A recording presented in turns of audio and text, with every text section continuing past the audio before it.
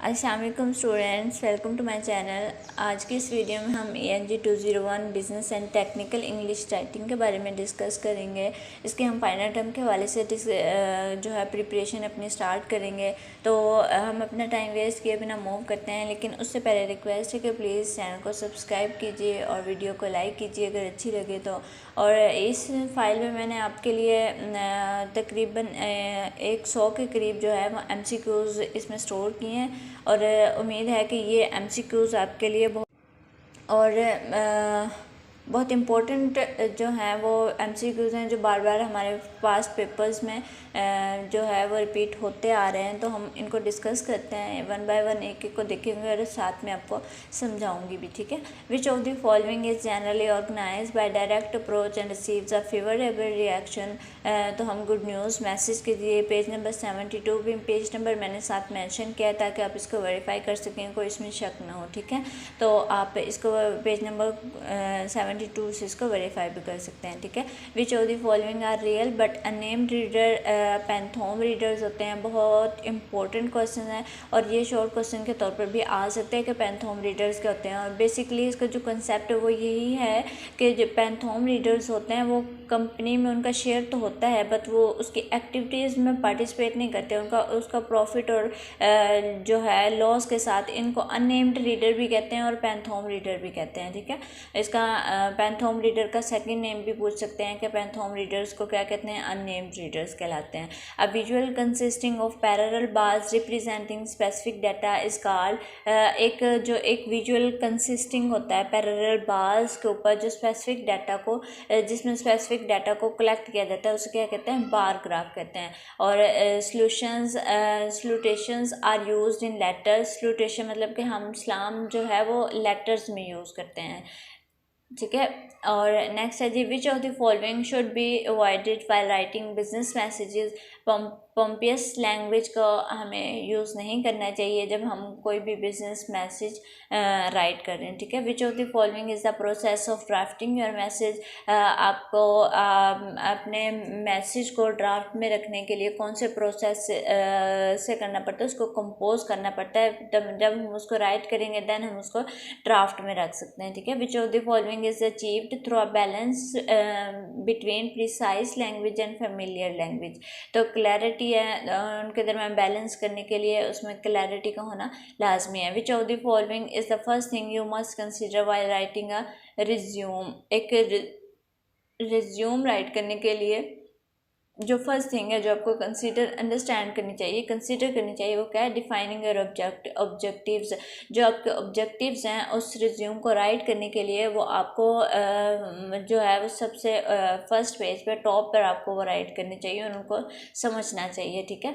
Objectives बहुत matter करते हैं किसी भी उसमें रिज्यूम में, चाहे लेटर चाहे कोई ऐसे वगैरह हो, तो स्क्रिप्ट हो कोई रिपोर्ट हो, तो उसमें ऑब्जेक्टिव्स बहुत आपके मैटर करते हैं। Which one of the following question that produce specific information save time requires less effort to answer and eliminate bias and prejudice in answer. Close ended question होता है ये।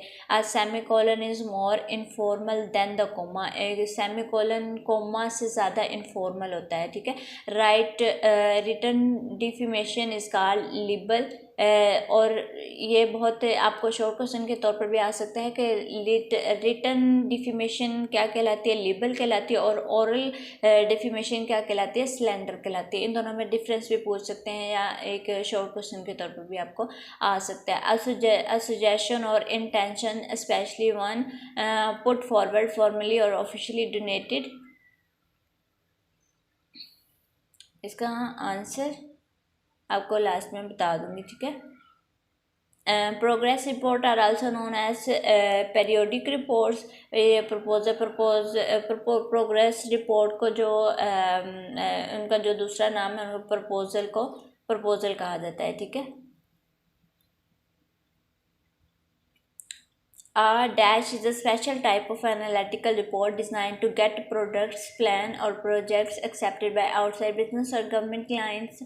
तो ये इसको क्या कहते हैं? A proposal is a special type of analytical report. एक proposal जो है वो special type का analytical report है जिसमें हम क्या करते हैं? प्रोडक्ट्स गेट करते हैं, प्लान करते हैं और प्रोजेक्ट एक्सेप्टेड, चाहे वो बिजनेस के अंदर हो या फिर गवर्नमेंट क्लाइंट्स हो. Which of the following proposal section is related to research investigations, research questions होता है. Which method is a bottom up or generative approach to research? Inductive method. What is the last thing you need to do before you get ready to distribute your documents? Proof reading, जब आप उनको distribute करने से पहले आपको उनको proof reading करना लाजमी होती है. फैजिबिलिटी रिपोर्ट्स आर यूज्ड, ये क्यों यूज़ होती है? To analyse problem and predict practical alternative. Short question के तौर पर बहुत इंपॉर्टेंट है फैजिबिलिटी रिपोर्ट्स है. ठीक है. काम letter is also called adjustment letter. Adjustment letter को भी आपसे पूछ सकते हैं कि इसका दूसरा नेम क्या है? काम लेटर है. ठीक है. If your message is specific, definite and vivid, which of the following principle has been applied? Correctness. ठीक है. जब आपका कोई भी मैसेज स्पेसिफिक हो, डेफिनेट हो, विवाइड हो, तो उसके लिए हम कौन सा करेक्टनेस उसमें प्रिंसिपल अप्लाई करते हैं. Which of the following suggest the following statement? First group the idea and then put then in sequence. Organise a message, ये जो मैसेज को राइट करने के जो प्रिंसिपल्स हैं उसके मुताबिक ये ऑर्गेनाइज मैसेज में आता है. Which of the following significantly improve the interest of a presentation? Visual aid जो है उसकी प्रेजेंटेशन को इम्प्रूव करती हैं, उसको मोर इफेक्टिव बनाती हैं. What is meant by task? Facilitating rules suggesting decision making procedures that will move the group toward the goal. How many elements are found in conventional superstructure for instructions? So इसके 5 superstructure conventional इसके instructions होते हैं इसमें found conventional superstructure में. ठीक है. AIDS stand for acquired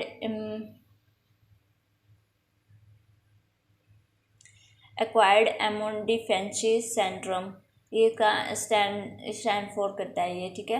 buffer of a bad news should B neutral होना चाहिए बफर को, और पॉजिटिव होना चाहिए. इसके बैड न्यूज़ बफर जो आपका बेसिकली वो न्यूट्रल हो या पॉजिटिव हो. इम्प्लीकेशंस ऑफ अ वर्ड और suggestion separate from the usual definition is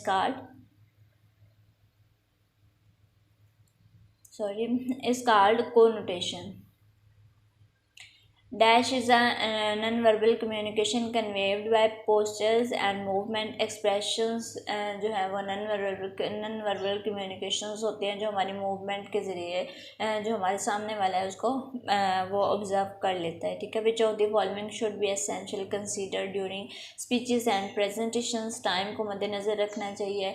To create a memorable speech, the subject of the speech should be related to audience needs. Audience needs के मुताबिक हमें उस speech जो है वो उसको करना चाहिए. What is the last thing you need to before you get ready to distribute your proof reading हम ऑलरेडी भी देख चुके हैं. Which of the following element refers to brief overview of report? Most important point. Question 3. What is meant by attitudes, judgement of right and wrong? Which of the following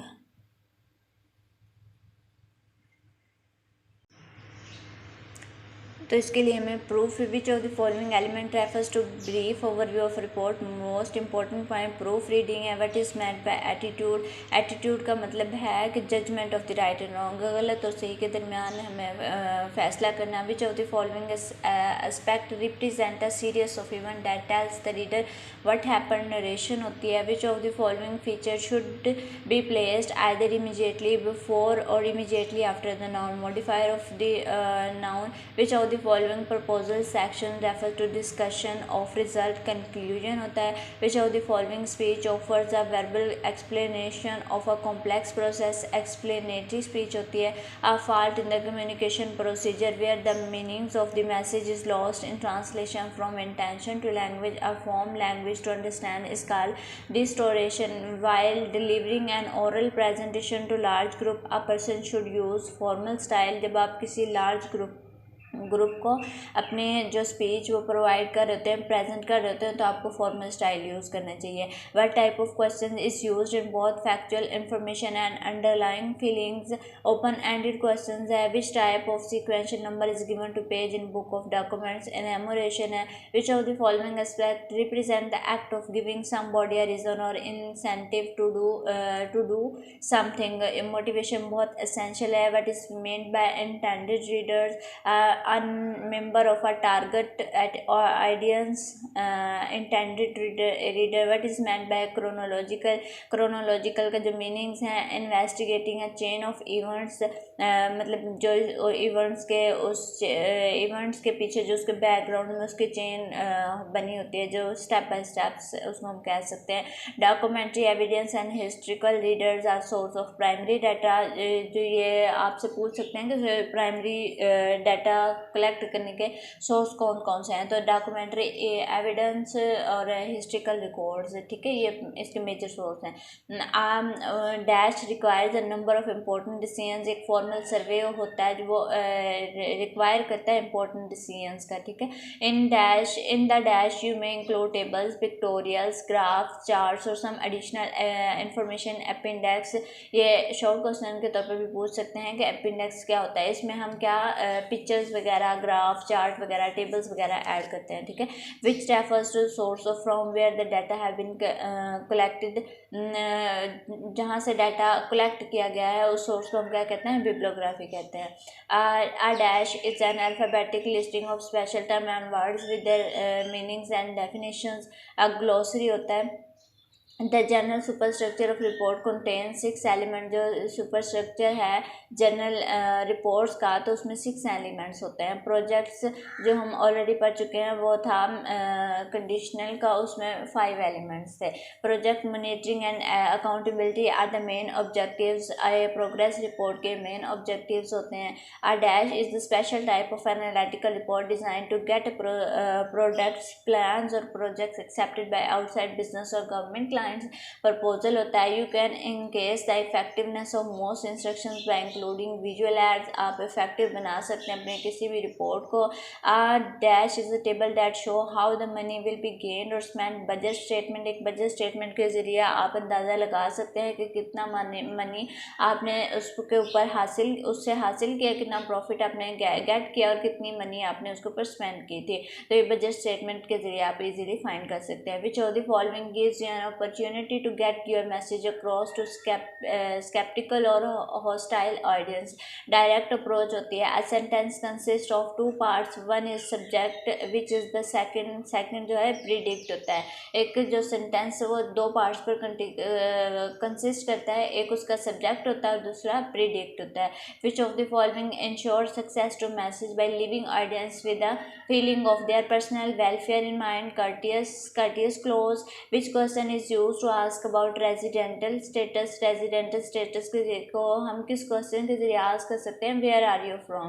which phrase is use during presentation, कौन सा जो जुमला है वो हम presentation में use करते हैं? Thank you very much for your time today, इसको हम अपने प्रेजेंटेशन में यूज़ करते हैं, ठीक है। Which phrase should be use while making a presentation, should be use करना चाहिए। Feel free to interrupt me with questions, मिलकर क्वेश्चंस पूछने में बिल्कुल फ्री रहे मुझसे, ठीक है। Which one is not an optional part of a letter? Attention line optional part होता है, मतलब कि एसेंशियल नहीं होता उसके लिए। Which of the following 3 steps are involve in planning a sales letter? Determine the main idea, define the audience, choose the format. ये short question के तौर पर भी आपको आ सकते हैं। Communication can be defined as dash the activity of conveying information. Communication में बेसिकली हम क्या कर रहे होते हैं, जब हम एक दूसरे से कम्युनिकेट करते हैं तो उसका बेसिक पर्पस यही होता है कि हम एक दूसरे को इंफॉर्मेशन प्रोवाइड करते हैं, किसी भी टॉपिक या गेट करते हैं या प्रोवाइड करते हैं। Where can we apply 7 C's to written and oral communication? हम 7 C's हैं जो हमारे इफेक्टिव कम्युनिकेशन के, उसको हम रिटन और ओरल कम्युनिकेशन दोनों में यूज़ कर सकते हैं, ठीक है। और which of the following is achieved through a balance between precise language and familiar language, एक क्लैरिटी है। Which of the following is the first thing you must consider while writing a resume write करते हो आपको defining your objective. Which of the following letter is the reply of a complaint, complain को reply करने के लिए हम adjustment letter का use करते हैं। Which of the following is associated with scholarly writing से फॉर्मल राइटिंग एसोसिएट करती है। Which of the following proposal section is related to research investigation, research questions होते हैं जो हम रिसर्च इन्वेस्टिगेशन के लिए यूज़ करते हैं। Which method is a bottom up और generative approach to research, inductive method होता है। Feasibility reports are used, feasibility reports क्यों यूज़ की जाते हैं? To analyse problems and predict practical alternatives. और काम letter is also called adjustment letter. If your message specific definite vivid, which of the following principle can apply correctness उसके लिए use करते हैं। Which of the following suggest the following statement, first group the ideas and then, तो ये हम already देख चुके हैं। Organise in a message, which of the following significantly improve the interest of a present, visual aid जो है इसको effective interest को इम्प्रूव करते हैं। How many elements are found in conventional super structure of instructions, 5 इसके जो है वो एलिमेंट्स हैं। Buffer of a bad news should be positive और न्यूट्रल, बैड न्यूज़ को पॉजिटिव या न्यूट्रल होना चाहिए, ठीक है, इसका जो आंसर है। और ये था जी आज की असाइनमेंट जो आपके लिए बहुत इंपॉर्टेंट एमसीक्यूज़ है जो बार बार रिपीट हो चुके हैं। तो उम्मीद है कि ये आपके लिए हेल्पफुल साबित होंगे। तो इनको ज़रा अपने माइंड में रखिएगा। इसमें जो शॉर्ट क्वेश्चन थे वो भी मैंने आपको बता दें और उसके लिए अलग से एक फ़ाइल भी आपके लिए तैयार कर दूँगी। तो मिलते हैं अपने नेक्स्ट वीडियो में। Thank you so much for watching my video. अल्लाह हाफिज़।